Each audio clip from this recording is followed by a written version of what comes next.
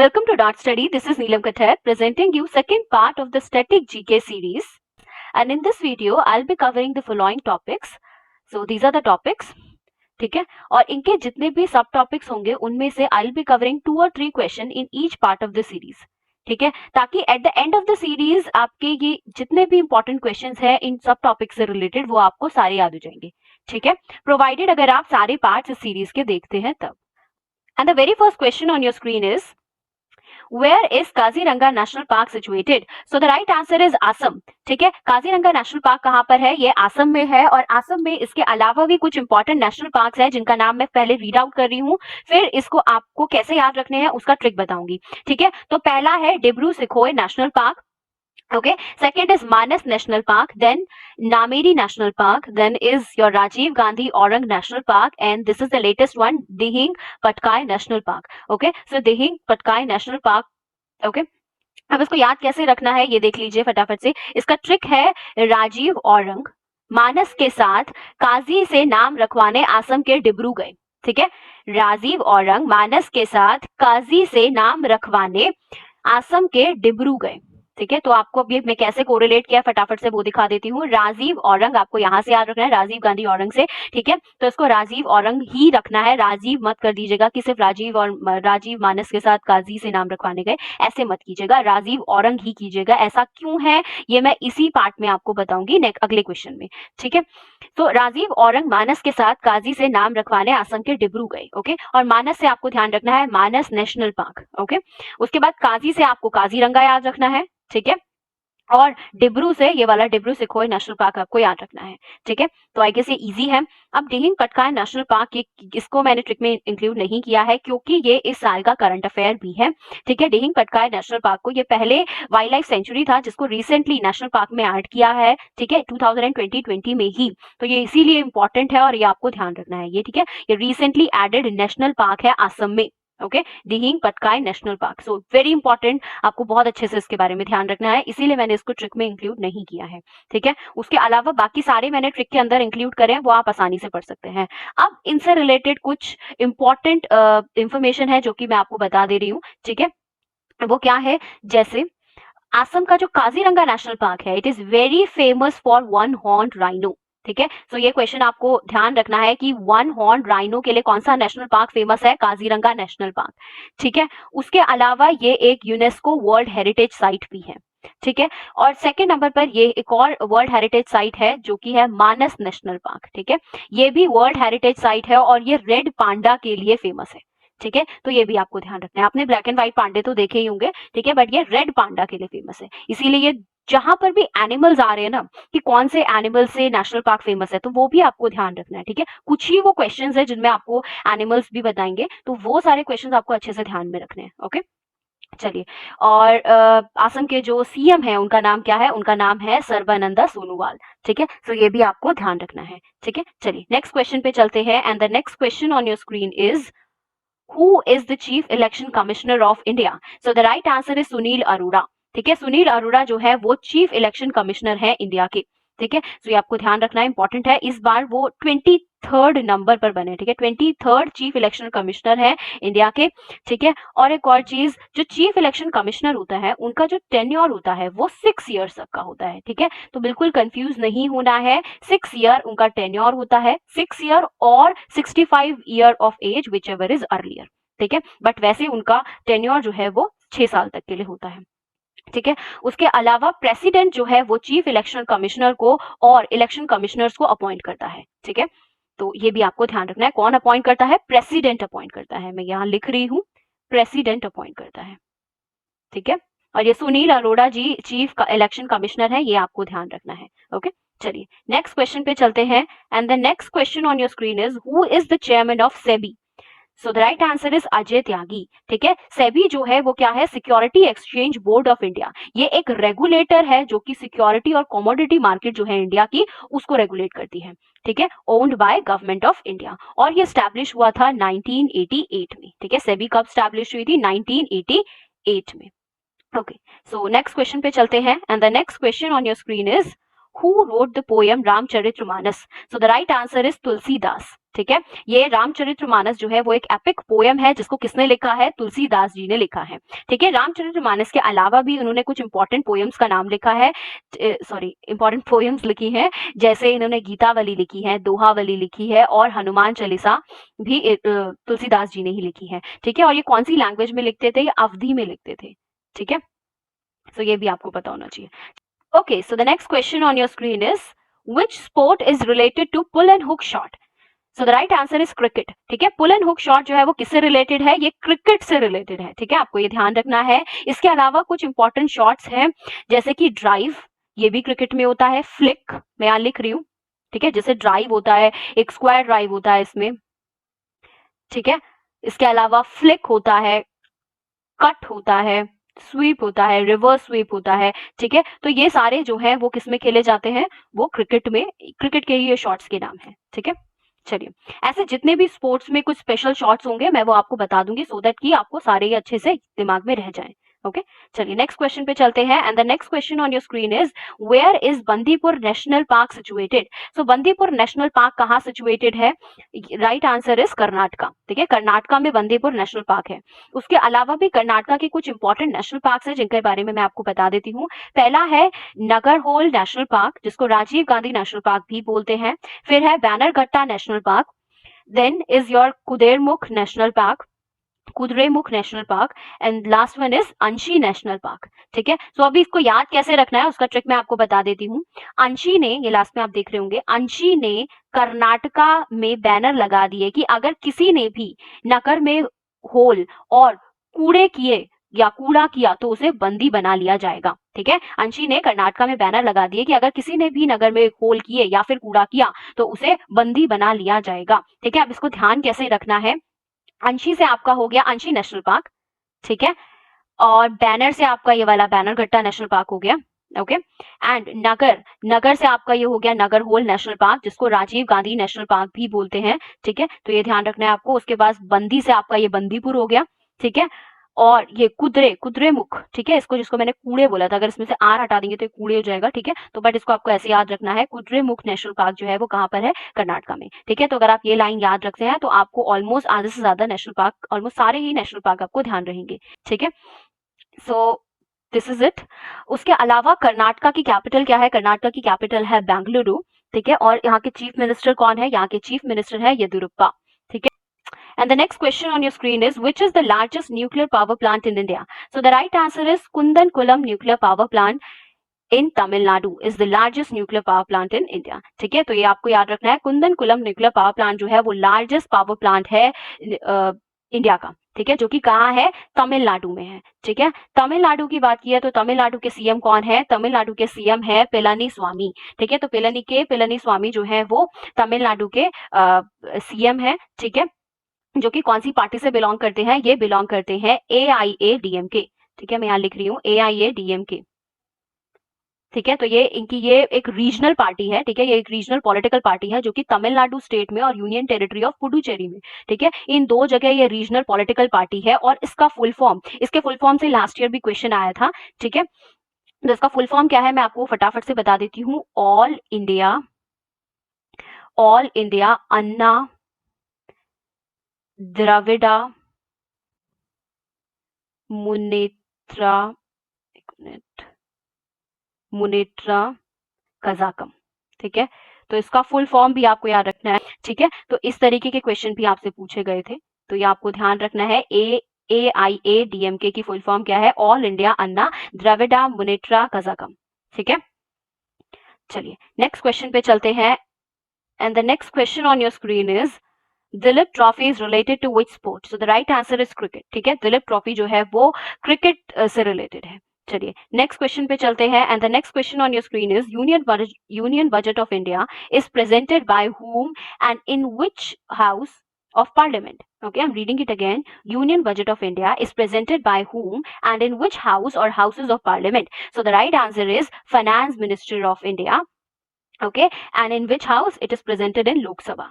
ठीक, तो आपको ये ध्यान रखना है कि यूनियन बजट को कौन प्रेजेंट करता है, यूनियन बजट को प्रेजेंट करता है फाइनेंस मिनिस्टर ऑफ इंडिया। ठीक है, और कौन से हाउस में इसको प्रेजेंट किया जाता है, लोकसभा में इसको प्रेजेंट किया जाता है। ठीक है, इंपॉर्टेंट है, आपको ये ध्यान रखना है।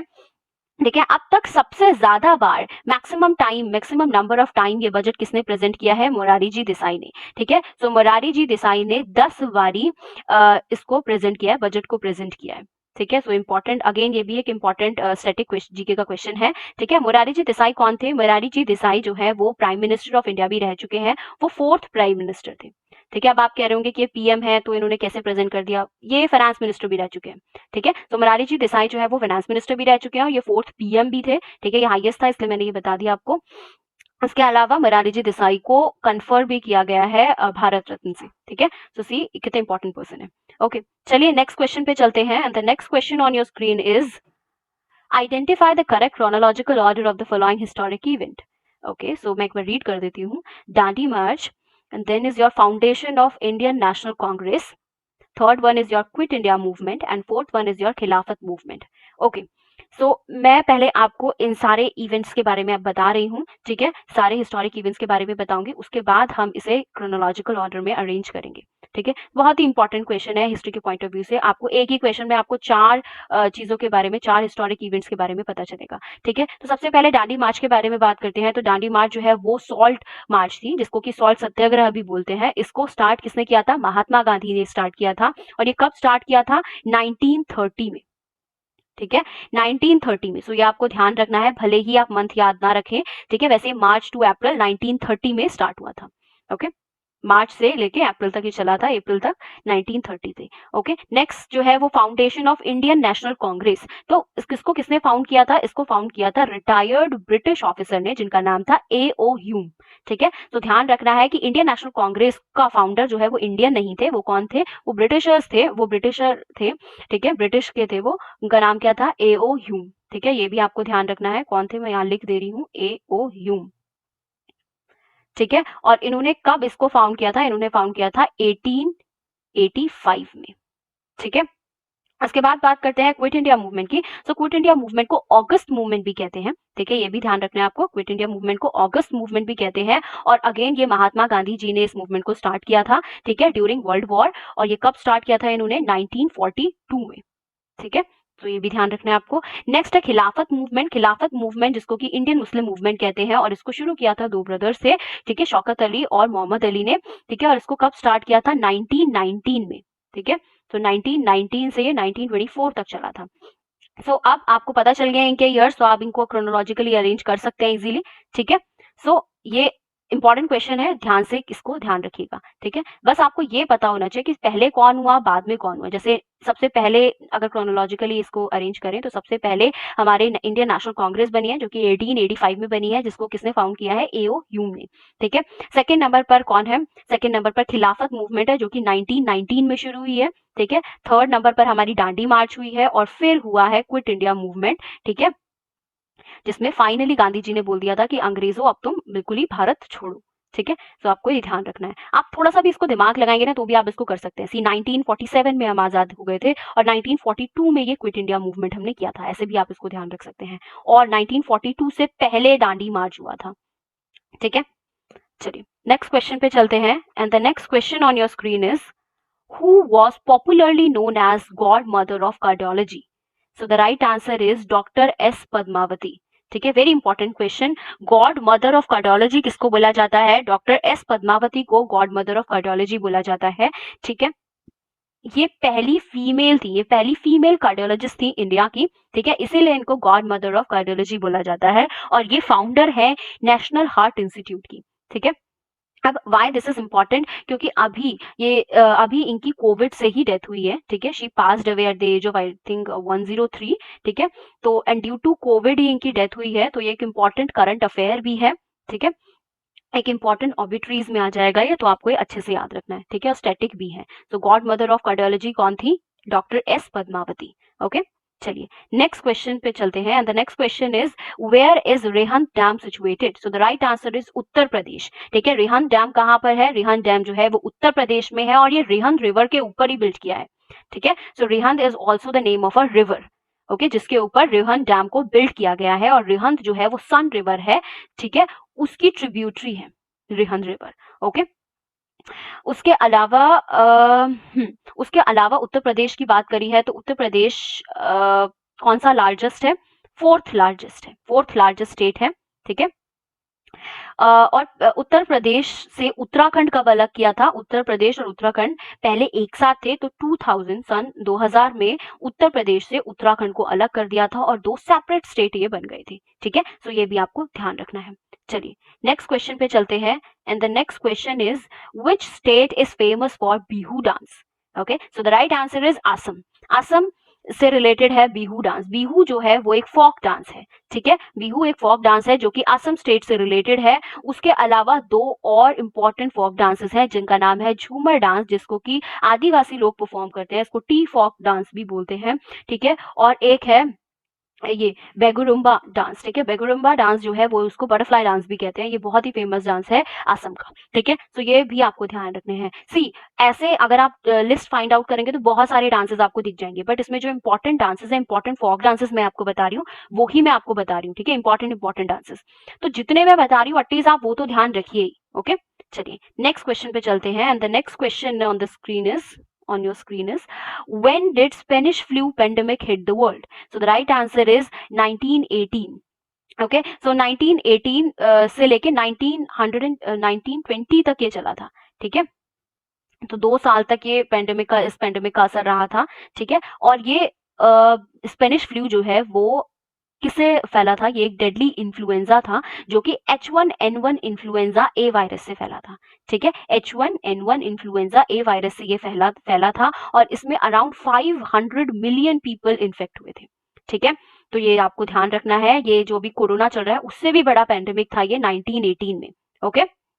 उस टाइम पर 500 million people means around 1/3 of the world population को इसने अपने 4 सक्सेसिव वेव्स में इसने इतना ज्यादा इफेक्ट किया था, ठीक है, इन्फेक्ट किया था। तो ध्यान रखना है आपको। चलिए नेक्स्ट क्वेश्चन पे चलते हैं, and the next question on your screen is who attacked and looted the famous Somnath temple? ठीक है, सो 1026 एडी में किसने अटैक किया था सोमनाथ टेम्पल पर? महमूद गजनी ने, ठीक है, जिसको महमूद ऑफ गजनी भी बोलते हैं। ये गजनी का रूलर था जिसने कि 17 टाइम्स अटैक किया था इंडिया पर, ठीक है, ध्यान से सुनिएगा, 17 टाइम अटैक किया था इंडिया पर। उसमें से 16 टाइम्स इसने किसको लूट किया था, किसको अटैक किया था? सोमनाथ टेम्पल पर ही। और जितना भी वहां पे जितना भी गोल्ड था उसको ये अपने साथ ले गया था, ठीक है, गोल्ड या फिर जो भी इंपॉर्टेंट चीजें वहां पे थी, ठीक है, प्रीशियस चीजें वहां पे थी, ओके। उसके अलावा सोमनाथ टेम्पल कहाँ पर है? सोमनाथ टेम्पल जो है वो कहाँ है? गुजरात में, ठीक है। तो ये भी आपको ध्यान रखना है, सोमनाथ टेम्पल कहाँ पर है? गुजरात में, ओके। चलिए नेक्स्ट क्वेश्चन पे चलते हैं, और ये डेट भी आपको पता होना चाहिए, ठीक है। Okay, so next question on your screen is where is Sardar Sarovar dam situated? So Sardar Sarovar dam कहाँ पर है? सरदार सरोवर डैम जो है वो गुजरात में है, ठीक है, गुजरात के नर्मदा रिवर के ऊपर, ठीक है। हाँ यहाँ नीचे लिखा ही हुआ है, ठीक है, गुजरात के नर्मदा रिवर के ऊपर ये डैम बिल्ड किया है, सरदार सरोवर डैम, ठीक है। ये आपको ध्यान रखना है। और क्योंकि नर्मदा की बात हुई है तो नर्मदा रिवर से याद आता है नर्मदा बचाओ आंदोलन, ठीक है, जिसको NBA भी कहते हैं। तो नर्मदा बचाओ आंदोलन के जो फाउंडर थी वो कौन थी? किसने, मतलब ये किस एक्टिविस्ट ने स्टार्ट किया था? तो मेधा पाटकर जी ने ये स्टार्ट किया था, ठीक है, नर्मदा बचाओ आंदोलन। हाँ जी, किसने स्टार्ट किया था इसको, किसने फॉर्म किया था ये सोशल मूवमेंट? मेधा पाटकर ने। तो ये भी आपको याद रखना है, ठीक है। चलिए नेक्स्ट क्वेश्चन पे चलते हैं। Okay, where is the headquarter of Asian Development Bank? So the right answer is Philippines, ठीक है, फिलीपींस में एशियन डेवलपमेंट बैंक का हेडक्वार्टर है। ये भी आपको ध्यान रखना है, वेरी इंपॉर्टेंट क्वेश्चन। हम काफी बार एशियन डेवलपमेंट बैंक जो है वो उससे लोन लेते हैं, काफी स्टेट्स भी इंडिया की एशियन डेवलपमेंट बैंक से लोन लेती हैं। तो इसका हेडक्वार्टर आपको पता होना चाहिए, कहाँ है इसका हेडक्वार्टर? इसका हेडक्वार्टर है फिलीपींस में, ठीक है। चलिए नेक्स्ट क्वेश्चन पे चलते हैं, and the next question on your screen is find the wrong option. Okay, so मैं एक बार रीड आउट कर देती हूँ, उसके बाद हम देखेंगे कि which one is wrong. Okay, so first is your Roshni Nadar CEO of HCL। Okay, second one is Kiran Muzumdar Shaw, founder and MD of Biocon India Group. Okay, this is also true. ठीक है, रोशनी नदार वाला भी ठीक है, ये she is the CEO of HCL. Kiran Mazumdar Shaw, very important name, ठीक है। ये एमडी और फाउंडर भी हैं बायोकॉन इंडिया ग्रुप की, ठीक है। Falguni Nayar, founder of Nykaa, this is also true, ठीक है। फाल्गुनी नैयर जो है वो फाउंडर भी है नायका की, ठीक है, फाउंडर है नायका की। और Indu Jain, chairperson Bennett Coleman and company limited, so this is also true, ठीक है। तो सारे ऑप्शन ही ठीक है। इसमें से पूछा था फाइंड द रॉन्ग ऑप्शन, तो आंसर होना चाहिए था नन ऑफ दीज, इनमें से कोई भी रॉन्ग नहीं है, क्योंकि ठीक है सारे ही करेक्ट हैं। अब क्योंकि आप ये एक बिजनेस एग्जाम के लिए पढ़ रहे हैं, तो आपको ये बहुत ही इंपॉर्टेंट बिजनेस वुमेन्स है, ठीक है, इनके बारे में भी आपको पता होना चाहिए, इंपॉर्टेंट बिजनेस वुमेन के बारे में। ओके, सो रोशनी नदार ये सीईओ है एचसीएल कंपनी की। एचसीएल जो है वो Indian multinational information technology company है, ठीक है, जिसका हेडक्वार्टर है नोएडा के अंदर, ठीक है। उसके अलावा Kiran Mazumdar Shaw, very important name, आपको ये अच्छे से ध्यान रखना है। She is the founder and MD of Biocon India group, ठीक है। और बायोकॉन जो है वो एक लीडिंग फार्मास्यूटिकल कंपनी है इंडिया का, ठीक है। उसके अलावा Falguni Nayar, she is the founder of Nykaa. Nykaa आपको पता होगा, ठीक है। नायका एक one stop destination for cosmetic और ब्यूटी रेंज यहाँ पर है, एक एप्लीकेशन है, ठीक है, जिसकी फाउंडर कौन है, फाल्गुनी नैयर। ओके, उसके अलावा Indu Jain, she is a chairperson of Bennett Coleman and company limited, so this is also true. Bennett Coleman and company limited को और किससे जाना जाता है, द टाइम्स ग्रुप, ठीक है। अब आपको याद आ गया होगा टाइम ग्रुप्स, ठीक है, ये एक मीडिया कंपनी है, ठीक है, द टाइम ग्रुप्स, उसकी चेयरपर्सन है इंदु जैन। ओके, सो ये भी आपको पता होना चाहिए। चलिए नेक्स्ट क्वेश्चन पे चलते हैं, and the next question on your screen is where is Patrika gate situated.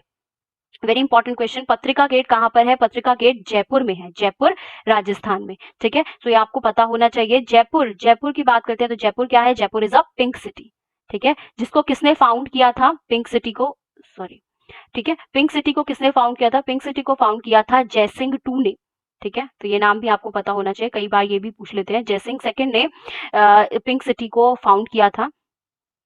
इनका पूरा नाम था महाराज सवाई जयसिंह, ठीक है, महाराज सवाई जयसिंह सेकंड, इन्होंने फाउंड किया था पिंक सिटी को। और पहले पिंक सिटी में 8 गेट्स हुआ करते थे। पहले कितने हुआ करते थे? 8 गेट्स हुआ करते थे। अब पत्रिका गेट को मिलाकर कितने गेट हो गए हैं? 9 गेट्स हो गए, ठीक है। तो ये भी ध्यान रखना है आपको।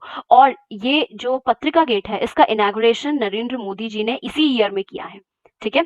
मुझे अभी मंथ नहीं रिमाइंड हो रहा है कौन से मंथ में, बट इसी ईयर में हुआ है पत्रिका गेट का इनॉग्रेशन। तो आप इसको करंट अफेयर भी, इंपॉर्टेंट करंट अफेयर भी समझ लीजिए, ठीक है। और अब कितने टोटल गेट्स हो गए हैं पिंक सिटी में? 9 गेट्स हो गए, ठीक है। सो आपको ये भी ध्यान रखना है। और जयपुर जो है वो कैपिटल है, लार्जेस्ट सिटी भी है राजस्थान का, ठीक है। चलिए नेक्स्ट क्वेश्चन पे चलते हैं। Okay, so the next question on your screen is name the largest coral reef in the world.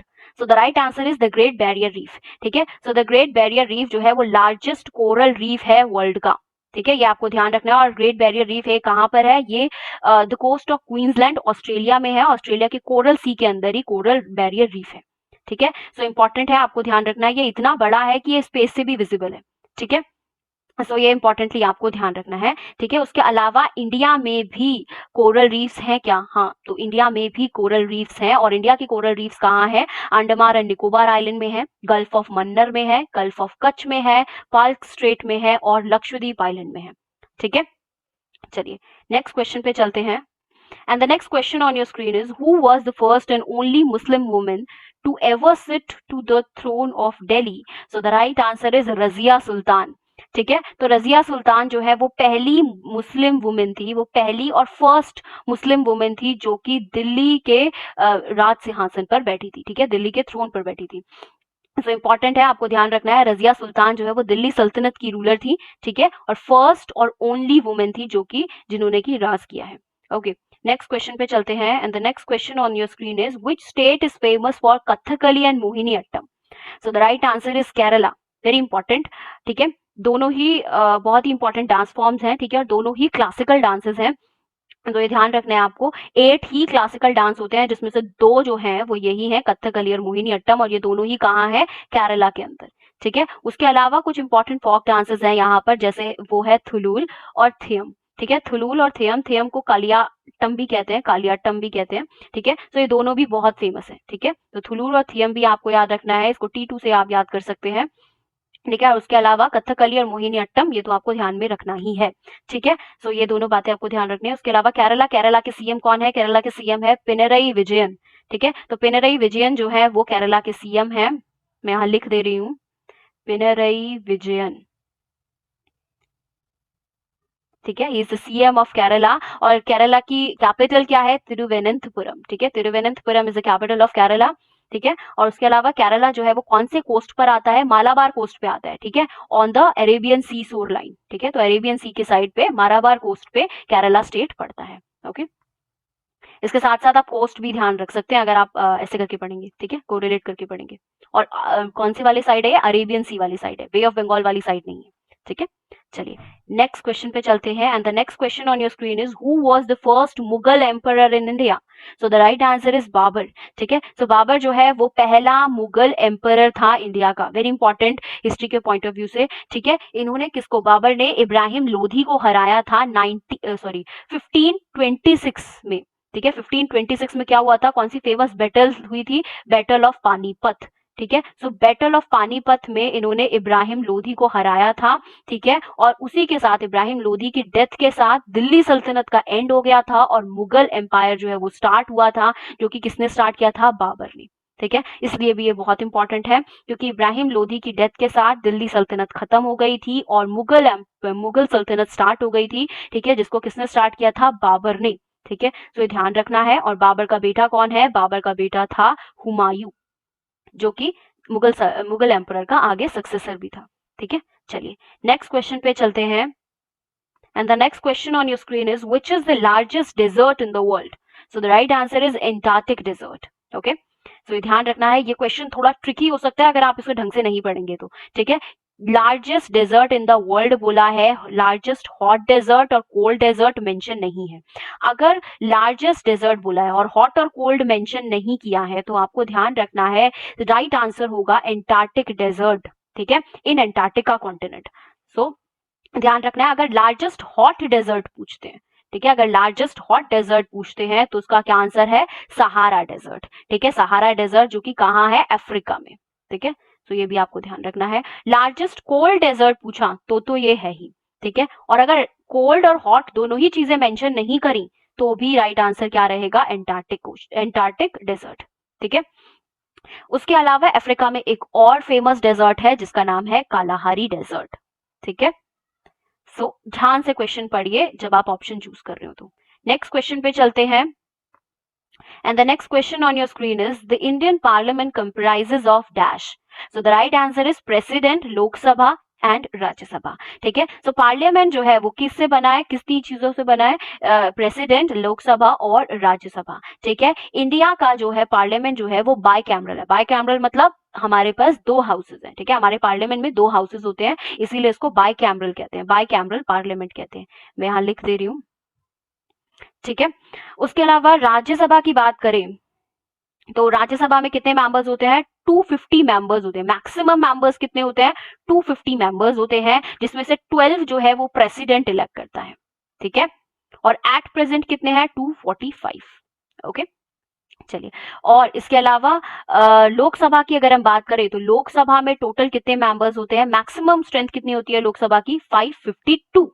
ठीक है, जिसमें से एट प्रेजेंट कितने हैं, 545। ठीक है, तो ये भी आपको ध्यान रखना है। सी दोनों में ही 45 है। ठीक है, सो 250 में से 245 इधर है, 552 में से 545 इधर है। ठीक है, आप इसको अच्छे से ध्यान रखिएगा। ठीक है, और लोकसभा को और क्या कहते हैं, लोकसभा को और क्या कहते हैं, हाउस ऑफ पीपल कहते हैं, लोअर हाउस भी कहते हैं। ठीक है, ये तो मैंने आपको लास्ट स्लाइड में भी बताया था, बट मैं फिर से बता रही हूँ सो दैट कि आपको रिवीजन होता रहे। लोअर हाउस भी कहते हैं और हाउस ऑफ पीपल भी कहते हैं। ठीक है, उसके अलावा राज्यसभा को क्या कहते हैं, राज्यसभा को क्या कहते हैं, राज्यसभा को कहते हैं काउंसिल ऑफ स्टेट। ठीक है, सो अगेन ये भी बहुत इंपॉर्टेंट है और कभी कभी कंफ्यूजिंग भी हो जाता है। ठीक है, तो दोनों को अच्छे से आप नोट्स बना रहे हैं तो वहां पे लिखिएगा, काउंसिल ऑफ स्टेट कहते हैं राज्यसभा को। ठीक है, और हाउस ऑफ पीपल कहते हैं लोकसभा को, और अपर हाउस भी कहते हैं राज्यसभा को। ठीक है, तो अपर हाउस लोअर हाउस तो आपको याद रहेगा, काउंसिल ऑफ स्टेट कहते हैं राज्यसभा को, हाउस ऑफ पीपल लोकसभा को। ठीक है, उसके अलावा एक और इंपॉर्टेंट पॉइंट है इनके टेन्योर से रिलेटेड। ठीक है, कुछ भी चीजें मिस ना हो जाए इसलिए मैं कोशिश करती हूँ कि सब आपको रिलेट करके ही बता दूं। राज्यसभा में मेंबर्स का जो टेन्योर होता है वो कितने का होता है, 6 इयर्स का होता है। ठीक है, मैंने आपको बताया था आगे भी, जो चीफ इलेक्शन कमिश्नर होता है उनका टेन्योर भी 6 ईयर के लिए होता है। उसके अलावा राज्यसभा के मेंबर का भी टेन्योर 6 ईयर के लिए होता है। लोकसभा के मेंबर का जो टेन्योर होता है वो तो 5 इयर्स के लिए ही होता है। ठीक है, चलिए नेक्स्ट क्वेश्चन पे चलते हैं. Okay, so the next question on your screen is which is the busiest port in India? So the right answer is Jawaharlal Nehru Port. ठीक है, जवाहरलाल नेहरू पोर्ट को नवा शवा पोर्ट भी कहते हैं. ठीक है, ये कहाँ है? महाराष्ट्र में है. ठीक है, इनफैक्ट आधे से ज्यादा जो पोर्ट है वो महाराष्ट्र के अंदर ही है. ठीक है, तो ये भी आपको ध्यान रखना है. और इनफैक्ट हाफ ऑफ द जो एक्सपोर्ट और इंपोर्ट होते हैं कंट्री के वो इसी नवाशावा पोर्ट पर होते हैं. ठीक है, ये बिजिएस्ट पोर्ट है इंडिया का. ठीक, उसके अलावा एक प्रोग्राम है जिसका नाम है सागरमाला प्रोजेक्ट और सागरमाला प्रोग्राम इसको बोलते हैं. तो सागरमाला प्रोग्राम जो है वो भी किससे रिलेटेड है? सागरमाला प्रोग्राम जो है वो रिलेटेड है पोर्ट से. ठीक है, रिलेटेड है लॉजिस्टिक सेक्टर से. तो ये आपको ध्यान रखना है. ठीक, तो ये पोर्ट और लॉजिस्टिक सेक्टर से रिलेटेड है. कभी कभार ये भी क्वेश्चन पूछ लेते हैं कि सागरमाला प्रोग्राम जो है वो किस से रिलेटेड है. ठीक है, सो the right answer is ports और लॉजिस्टिक सेक्टर से ही ये रिलेटेड है. ठीक है, इसमें बेसिकली इस प्रोग्राम के अंडर गवर्नमेंट ने ये डिसाइड किया था कि हम मॉडर्नाइज करेंगे पोर्ट को, हम एनहांस करेंगे कंट्री के लॉजिस्टिक सेक्टर के परफॉर्मेंस को. ठीक है, चलिए नेक्स्ट क्वेश्चन पे चलते हैं. And the next question on your screen is where is Satish Dhawan Space Centre situated? So the right answer is Sriharikota. ठीक है, तो सतीश धवन स्पेस सेंटर कहाँ है? ये श्रीहरिकोटा में है. ठीक है, अब सतीश धवन कौन थे? सतीश धवन जो है वो मैथमेटिशियन थे, एरोस्पेस इंजीनियर थे और उनको father of experimental fluid dynamic research कहा जाता है.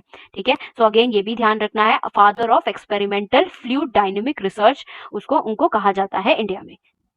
Okay, so the next question on your screen is which is the largest strait in the world? So the right answer is Strait of Malacca. ठीक है, Strait of Malacca जो है वो largest strait है world में. ठीक है, अब ये कनेक्ट करती है अंडमान सी को साउथ चाइना सी से. ठीक है, मैं यहाँ लिख रही हूँ अंडमान सी को ये कनेक्ट करती है साउथ चाइना सी से. ठीक है, अब साउथ चाइना सी जो है वो पैसिफिक ओशियन में है. ठीक है, तो ये भी आपको ध्यान रखना है. ओके, सो इसको कनेक्ट करती है. स्ट्रेट मतलब क्या होता है? स्ट्रेट मतलब होता है ये नैरो पीस ऑफ सी जो कि ज्वाइन करती है दो लार्जर सीज को. ठीक है, तो अ नैरो पीस ऑफ सी जो कि ज्वाइन करती है दो लार्जर सीज को, जैसे कि ये स्ट्रेट ऑफ मलाका, ये ज्वाइन करती है अंडमान सी को और साउथ चाइना सी को. ठीक है, उसके अलावा इंडिया में भी एक और स्ट्रेट है. इंडिया के स्ट्रेट का नाम क्या है? पाल्क स्ट्रेट. ठीक है, इंडिया का जो पाल्क स्ट्रेट है वो किसको कनेक्ट करता है? वो नॉर्थ श्रीलंका को साउथ इंडिया से कनेक्ट करता है. ठीक है, साउदर्न इंडिया को नॉर्दर्न श्रीलंका से कनेक्ट करता है पाल्क स्ट्रेट. ओके, चलिए नेक्स्ट क्वेश्चन पे चलते हैं. And the next question on your screen is which is the longest national highway in India? So the right answer is national highway 44. ठीक है, सो नेशनल हाईवे 44 जो है वो इंडिया का लॉन्गेस्ट नेशनल हाईवे है. ठीक है, ये श्रीनगर से शुरू होता है और कन्याकुमारी पर एंड होता है. ठीक है, तो एकदम नॉर्थ से शुरू हो रहा है. ठीक है, तो श्रीनगर से ये स्टार्ट होता है और कहाँ तक जाता है? आपके लिए कन्याकुमारी तक जाता है, एकदम सदर्न पॉइंट तक. ठीक है, कन्याकुमारी तक, ये इतना लॉन्गेस्ट NH44 है. ठीक है, तो NH44 आपको याद रखना है, श्रीनगर से स्टार्ट होता है, कन्याकुमारी पर एंड होता है. ठीक है, 10 स्टेट और दिल्ली को होकर ये जाता है. ठीक है, तो दिल्ली एंड 10 स्टेट को ये पास करके जाता है. ठीक, चलिए नेक्स्ट क्वेश्चन पे चलते हैं. And the next question on your screen is which is the biggest thermal power plant in India? So the right answer is Vindhyachal thermal power plant. ठीक है, so Vindhyachal thermal power plant जो है वो India का biggest power plant है. ठीक है, कहाँ है ये सिंगरौली डिस्ट्रिक्ट ऑफ मध्य प्रदेश के अंदर है विंध्याचल थर्मल पावर प्लांट. ठीक है, और ये बिगेस्ट थर्मल पावर प्लांट है इंडिया का. ये एक कोल बेस्ड पावर प्लांट है जो कि एनटीपीसी का है. ठीक है, एनटीपीसी से ओन करती है और ऑपरेट करती है. ठीक है, और इंडिया में जो 70% जो टोटल एनर्जी आती है वो थर्मल पावर से ही आती है. ठीक है, तो थर्मल पावर जो है वो बिगेस्ट सोर्स है इंडिया की पावर का. ठीक है, सोर्स ऑफ पावर है इंडिया में. ठीक है, तो ये ध्यान रखना है आपको, 70% ऑफ टोटल एनर्जी कहाँ से आती है? थर्मल पावर से ही आती है. उसके अलावा मध्य प्रदेश की कैपिटल का नाम क्या है? मध्य प्रदेश की कैपिटल का नाम है भोपाल और मध्य प्रदेश के सीएम कौन है? शिवराज सिंह चौहान. ठीक है, okay, so this is it for this part, and if you like this video, so please do let me know in the comment section so that I can continue more such part of the series. Okay, so thank you very much. God bless you all.